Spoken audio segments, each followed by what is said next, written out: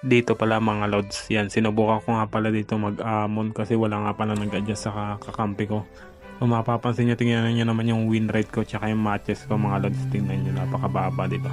So subukan natin mag-amon dito. Tapos ayan, kinuha ko nga pala una dito yung red buff. Tapos ito mga lods, kunin na rin natin to para mabilis tayo mag level.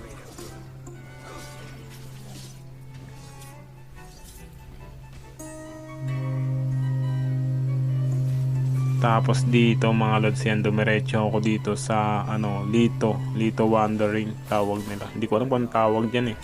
Ayun, buti na lang magaling tumulong yung dalawang kakampi ko dito eh. Tapos ito, kinuha ko na rin tong blue buff, tong purple buff pala mga lods, kinuha ko na rin to. Ayan, pagkukuha ko na yun to is titingnan natin kung level 4 na tayo. Kaso kinapos pa tayo ng konti, sabay kunin na rin natin to para mag level 4 tayo. Tapos pipitas na tayo dito ng kalaban pag level 4 na tayo dito mga lods. Ito na mga lods, level 4 na tayo. Nakita ko dito yung alpha. Subukan natin yung damage natin dito. Ayun, pitas sa atin dito yung alpha mga lods. Masakit na agad yung damage natin. Level 4 pa lang. Tapos dito mga lods, ayun, nandito na naman yung alpha. Pinasok ng Sylvana kaso mukhang nakaligtas pa yata. Tingnan natin. Puntahan natin dito, ikutan natin yan dito mga lods. Bawasan natin eh, critical na yung buhay na ito ng alpha eh. Tara, subukan natin pasukin to. Nasa torre mga lods, pinasok ng Sylvana mga lods. Masyadong malalim yung Sylvana pero napitas natin.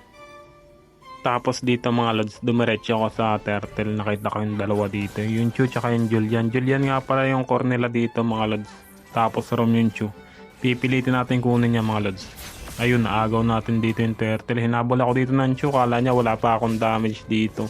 Pero naramdaman niya dito yung damage ko mga lods. Ayun o, kaya tumatakbo na siya dito. Bigyan natin to. Bagsak agad sa atin to mga lods. Hindi ka natatagal mga lods. Ayun o. Diba? Kita nyo yung damage ko to mga lods. Tapos dito mga lods, sinahabol nga pala ni Chu yung Sylvana. Pero bumalik siya dito kasi nakita niya ako. Babalik pa siya dito, ayaw niya pang umuwi. Bawasan na siya dito eh. Tingnan natin kung tatagal to. Ayun, pitas na naman sa atin dito yung mga lods. Yung Julian dito mga lods ng agaw ng farm dito. Tapos lumaban sa atin ng sabayan. Kala niya naman tatagal siya sa atin. Muntik nga lang ako dito mabigyan ng Novaria oh. Muntik-muntika na talaga yung mga lods. Nagulat ako sa Julian dito mga lods. Bigla na lang lumabas dito. Sumabay ba naman sa akin ng sabayan, kala niya naman tatagal siya sa atin, no? Mas masakit yung damage ko sa kanya mga lods, 'di ba? Lalaban ka ng sabayan, kala mo naman tatagal ka. Tapos nandito yung alpha mga lods, oh. Binubugbog yung nana. Tulungan na natin yan para maka double kill tayo mga lods. Ayun, double kill tayo dito.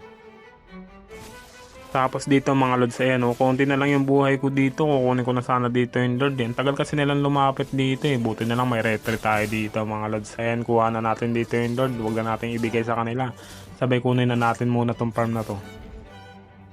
Tapos dito yung Digi tsaka yung MM namin. Napakatapang na mga lods kasi masakit na yung MM namin dito eh. Sakit na ng damage niya oh. Godlike na siya dito mga lods oh. Tingnan natin pa yung damage nito mga lods. Napakasakit ng dito ng Hanabi mga lods. Yung MM namin. Ayun yung Chu. Ayun, bagsak na naman sa MM namin yung Chu. Masakit na talaga yung damage niya. Ayun pa, bagsak pa yung Novaria. Grabe, shutdown.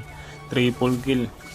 Maniac. Ay, kala ko Maniac. Sa akin pala yun mga lods no. Ayun, tinower lock na namin dito. Baka makabawi pa sila dito mga lods eh no. Victory na naman kami dito mga lods.